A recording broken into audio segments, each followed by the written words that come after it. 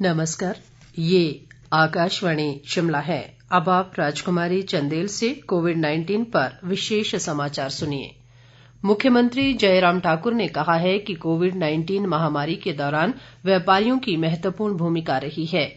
कल शिमला में व्यापार मंडल के प्रतिनिधियों के साथ एक बैठक में मुख्यमंत्री ने ये बात कही। उन्होंने कहा कि कोरोना संकट के दौरान व्यापारियों ने न केवल आवश्यक वस्तुओं की निर्बाध आपूर्ति सुनिश्चित बनाई, बल्कि कीमतों पर नियंत्रण रखने में भी सहयोग दिया है।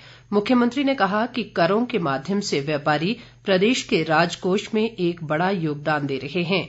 उन्होंने कहा कि व्यापारियों की सुविधा के लिए सरकार जीएसीटी की प्रक्रिया को सरल बनाने के लिए प्रयासरत है और इसे व्यापारियों के हित में बनाने के लिए कदम उठाए जाएंगे। इस अवसर पर प्रदेश व्यापार मंडल के प्रधान सोमेश कुमार ने मुख्यमंत्री से व्यापारियों को भी प्राथमिकता के आधार पर कोविड का टीका लगाने का आग्रह किया।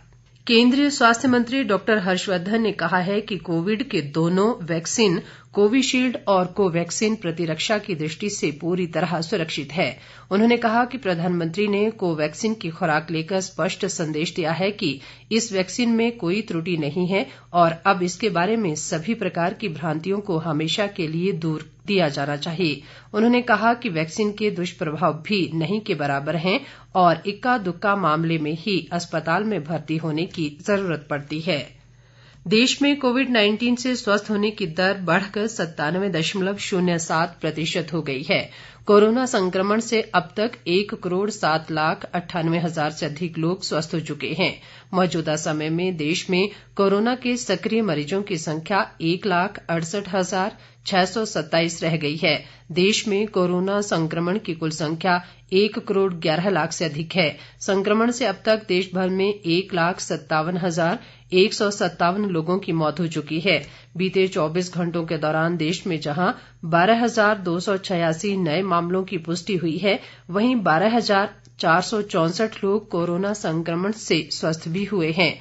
भारतीय आयुर्विज्ञान संस्थान ICMR के अनुसार देश भर में अब तक 21,68,58,774 लोगों की कोरोना जांच की जा चुकी है। पिछले 24 घंटों के दौरान 6,27,668 कोविड नमूनों की जांच की गई। देश में कोविड का टीका लगवाने वालों की संख्या 1,48,54,000 से ज्यादा हो गई है। राष्ट्रव्यापी कोविड टीकाकरण के दूसरे चरण के पहले दिन कल लगभग 5,52,000 लोगों को टीका लगाया गया। कल से शुरू हुए दूसरे चरण में 60 वर्ष से अधिक आयु के लोगों और गंभीर बीमारियों वाले 45 वर्ष से अधिक आयु के लोगों को कोविड टीका लगाया जा रहा है। केंद्रीय नागरिक विमानन मंत्री हरदीप सिंह पुरी ने कहा है कि कोरोना महामारी के दौरान मई में घरेलू विमान सेवा आरंभ होने के बाद 28 फरवरी के दिन देश में सर्वाधिक विमान यात्रियों ने इस सेवा का उपयोग किया। इस दिन 2,353 उड़ानों में रिकॉर्ड 3,13,668 घरेलू विमान यात्रियों ने उड़ान भरी। भारत में कोविड महामारी के फैलाव के दौरान मार्च 2020 में सभी उड़ानों को स्थगित कर दिया गया था। 2 महीने के अंतराल के बाद कड़े दिशा निर्देशों के साथ घरेलू उड़ानें फिर शुरू की गईं। विश्व भर से भारतीयों को स्वदेश लाने के लिए मई 2020 में वंदे भारत अभियान शुरू किया गया। इसके तहत एयर इंडिया, इंडिगो और स्पाइस जेट जैसी अन्य निजी घरेलू उड़ानों का संचालन भी किया गया। पुरी ने बताया कि वंदे भारत अभियान के तहत लगभग 55 लाख से भी अधिक लोगों की विश्व भर से स्वदेश वापसी हुई। नागरिक विमानन महानिदेशालय ने पिछले सप्ताह सभी अंतर्राष्ट्रीय विमानों का संचालन 31 मार्च तक स्थगित कर दिया है। विश्व व्यापार संगठन WTO ने सदस्य देशों से आग्रह किया है कि वे कोविड-19 टीके का वैश्विक उत्पादन 3 गुना करने के लिए विकासशील देशों की दवा कंपनियों को अधिक लाइसेंस देने पर कार्य करें। उन्होंने कहा कि गरीब देशों में लोग इससे मर रहे हैं।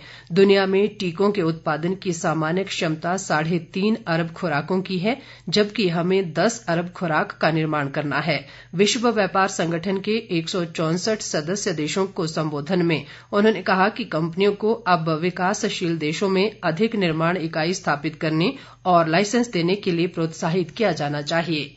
इसके साथ ही ये समाचार बुलेटिन समाप्त हुआ। नमस्कार।